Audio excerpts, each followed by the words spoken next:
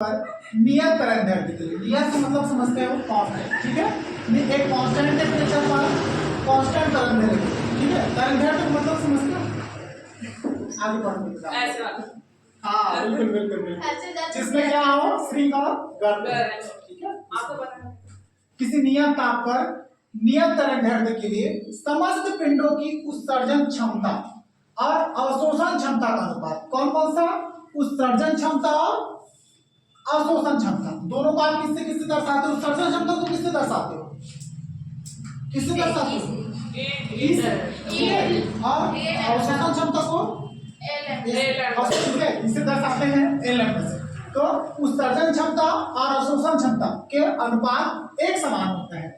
यह अनुपात उसी ताप पर उसी तरंग दैर्ध्य के लिए, ठीक है, सेम टेम्परेचर, मतलब यह अनुपात क्या होता है, उसी ताप पर उसी तरंग दैर्ध्य के लिए एक आदर्श कृष्णका की उत्सर्जन क्षमता के बराबर होता है, ठीक है। आदर्श का मतलब होता है बेटा एक तरह का प्योर, ठीक है। प्योर जो कृष्णका होता है ना, प्योर कृष्णका समझते हो, प्योर कृष्णका का मतलब होता है बेटा पूर्ण रूप से ब्लैक प्रिंट, एकदम प्योर ब्लैक प्रिंट, मतलब कोई भी मिक्सिंग ना हो, ठीक है, जो संपूर्ण उसमें किरण को क्या कर ले, अवशोषित कर ले। ऐसे आदर्श कृष्णका की उत्सर्जन क्षमता की क्या होता है, वो बराबर होता है। क्या बराबर होता है, समस्त पिंडों की उत्सर्जन क्षमता और अवशोषण क्षमता का जो अनुपात होता है, यह अनुपात उसी ताप पर उसी तरंग दैर्ध्य के लिए आदर्श कृष्णका की उत्सर्जन क्षमता के समान होता है। मतलब उत्सर्जन क्षमता और अवशोषण क्षमता का जो अनुपात होता है ना, वो उसी ताप पर क्या होता है, आपका आदर्श कृष्णका की उत्सर्जन क्षमता के बराबर होता है। मतलब दोनों एक समान होते हैं। तो यहाँ पर ई लैम्डा क्या है, आपका उत्सर्जन क्षमता है, ए लैम्डा क्या है, अवशोषण क्षमता है, और ई लैम्डा क्या है, आपका आदर्श कृष्णका है, लिखे हो, ठीक है। तो कृष्णका लिखे ना, भी कृष्णपिंडी कृष्णका वो होता है। तो इन दोनों का अनुपात किसके बराबर होता है, कृष्णका के बराबर होता है, ठीक है। अगर इतना बड़ा थ्योरी याद ना है तो बस यही याद रखना है, क्या याद रखना है आपको, उत्सर्जन क्षमता और अवशोषण क्षमता का जो अनुपात होता है वो कृष्णका के बराबर होता है। इतना तो याद रहेगा ना, पूरी थ्योरी याद नहीं है तो फार्मूला याद रखना, ठीक है। बिल्कुल जरूरी नहीं होता कि आप खूब लिखो, लेकिन मेन पॉइंट बिल्कुल लिखो, ये दोनों चीजें याद रहेंगी तो बन जाएगा। विस्थापन है, ठीक है। विक्रम विस्थापन में हम क्या करते हैं, कृष्णका मतलब कृष्णपिंड से उत्सर्जित अधिकतम ऊर्जा को संगत करेंगे उसके परम ताप के अनुक्रमाण पर, ठीक है। मतलब क्या बोले गए, कृष्णपिंड है उसमें जो उत्सर्जित होती है, जो ऊर्जा उत्सर्जित होती है, मतलब कि उसकी अधिकतम ऊर्जा जो उत्सर्जित होती है वो किसके प्रोपोर्शनल होता है, तरंग दैर्ध्य के परम ताप में क्या होता है, विक्रमण अनुपात, मतलब कि एंटी प्रोपोर्शनल होता है।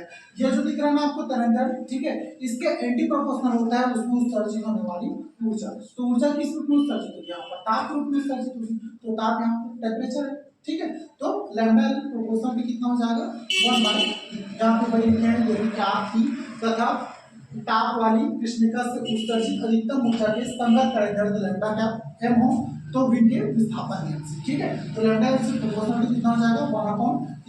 अगर प्रोपोर्शनल का साइन हटाता हूं तो यहाँ पर एक कांस्टेंट लग जाएगा, कांस्टेंट क्या लगा है, b लगा है, तो लैम्डा m इक्वल टू कितना हो गया, b/T, ठीक है। अब b क्या होता है, तो b नीचे लिखा हुआ बेटा, जहां b क्या है, अनुपातिक नियतांक है जिसे विन नियतांक भी कहते हैं। तो b क्या है, यहाँ पर विन नियतांक है, जैसे आप सबको बोलते हो ना, ये लगता था पहले तो उसको अनुपातिक नियतांक बोलते थे, यहाँ b लगा है तो b को भी यहाँ पर क्या बोलेंगे, अनुपातिक नियतांक बोलेंगे।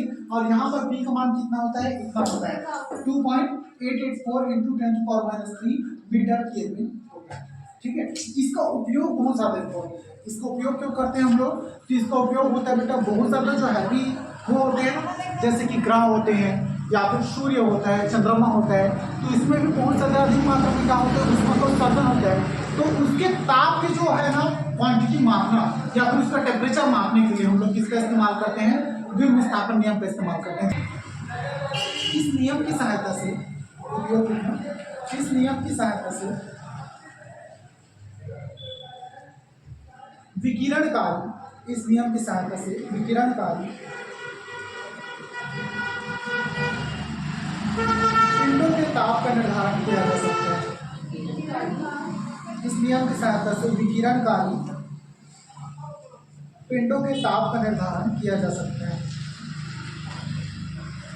विकिरण के बाद क्या बोलते, विकिरणकारी, कारी है, कारी विकिरणकारी बोलते हैं।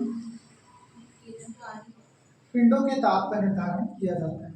अब विकिरणकारी कौन कौन से हो जाएंगे, जो भी पिंड विकिरण उत्सर्जित करते हो, जैसे कि चंद्रमा भी विकिरण को उत्सर्जन करता है, सूर्य भी विकिरण को उत्सर्जन करता है, जो भी ये बड़े बड़े जो पिंड होते हैं जो विकिरण उत्सर्जित करते हैं विकिरण का, तो इनका टेम्परेचर कैसे निकालते हैं, तो विंड विस्थापन नियम से